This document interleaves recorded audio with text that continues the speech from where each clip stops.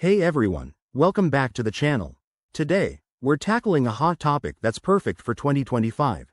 How to pay your mortgage with a credit card. It's a smart hack for some, but it comes with risks, so let's break it down step by step to help you decide if it's right for you. First off, why would you even want to do this?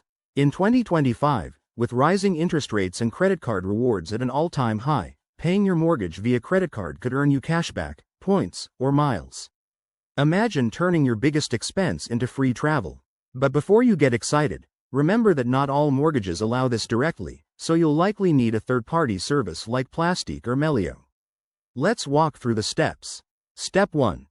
Check if your mortgage lender accepts credit card payments.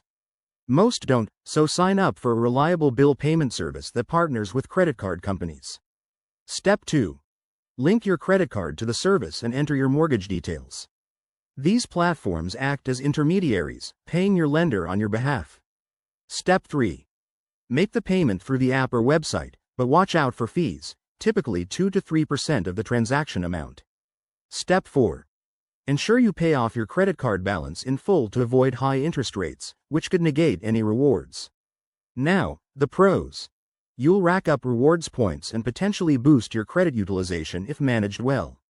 It's also a way to smooth out cash flow during tough months. On the flip side, the cons are significant. Those transaction fees can add up quickly, and if you carry a balance, you'll pay more in interest than you save. Plus, it might not be worth it if your credit card has foreign transaction fees or if your lender charges extra for this method. In 2025, with new regulations possibly limiting these payments, always double-check the latest rules.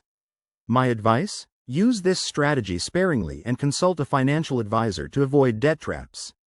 Thanks for watching. Hit that like button if this helped, and subscribe for more money-saving tips.